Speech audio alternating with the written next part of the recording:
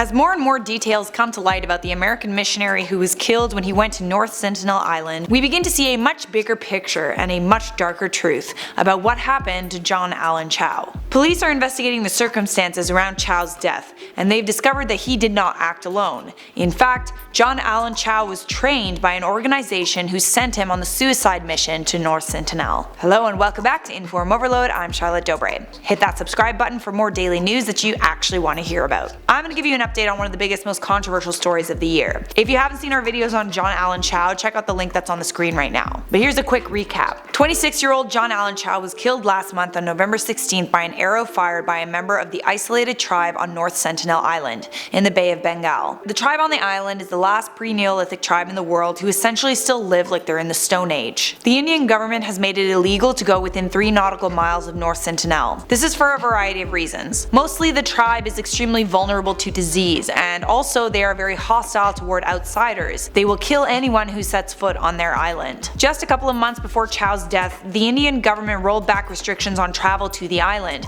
and you could actually legally go there if you got a permit. John Allen Chau didn't have a permit, but since this incident, people think that India should not have rolled back restrictions on travel to North Sentinel. Since the police have begun their investigation into John's death, there have been a total of 7 arrests made by local authorities, 6 of which were fishermen who were paid by John Allen Chau to help him get to the island. But Chau didn't only seek the help of fishermen. It seems that there were quite a few other people involved in his untimely death, or at least people who could have stopped it from happening. According to Indian authorities, at least 2 American missionaries met with John Allen Chau before he went to North Sentinel, and they encouraged him to go there. These other missionaries, a man and a woman, made calls to John Allen Chau's phone from local Indian numbers.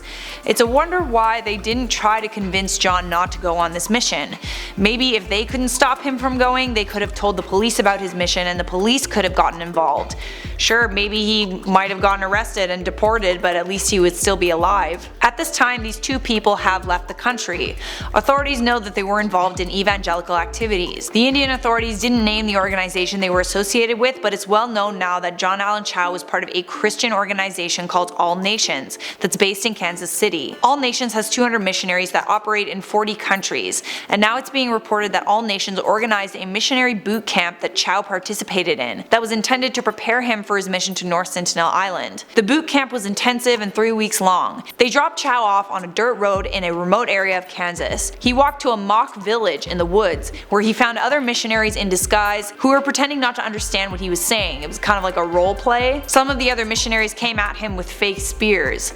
The boot camp involved years and years of linguistics training and emergency medical technician training. The leader of All Nations, Mary Ho, never said that she regrets sending John Allen Chau on the mission, and she also didn't say that she would have tried to prevent it. She did say that he was emotionally, culturally, physically, and intellectually very well prepared. She didn't blame All Nations for John's death, and she said that Chau made up his mind to go to the island before he became a part of All Nations. Since John's death, the group has been gathering to pray and grieve. So who's really to blame here? According to friends, John Allen Chau has been obsessed with North Sentinel Island since he was a teenager in high school. He had a fascination with stories like Robinson Crusoe, but by the time Chau had reached adulthood, he had essentially lost his mind, and he'd spent years planning the mission to North Sentinel for the purpose of converting the tribe to Christianity. A week before he died, in a letter to his family, Chau wrote, "You guys might think I'm crazy in all this, but I think it's worth it to declare Jesus to these people." What do you guys think? Should All Nations and the 2 missionaries he spoke to be held accountable for his death? Or do you think that John only has himself to blame?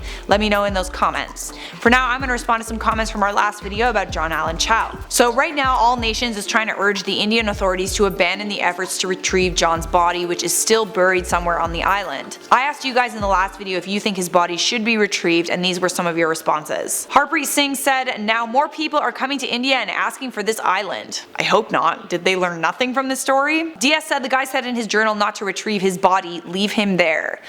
I agree, actually. Melanie Iniguez said, but wouldn't the dead body spread illnesses to them? Actually, you do have a point. As long as it's buried somewhere, like maybe it won't, but that's a good question. If anyone has an answer to that, let me know in those comments. Welcome to the end screen. Thanks for taking time out of your day to watch this video. If you want to keep watching, check out the playlist that's clickable on your screen, and don't forget to subscribe and turn on those notifications so I can see you in a future IO video.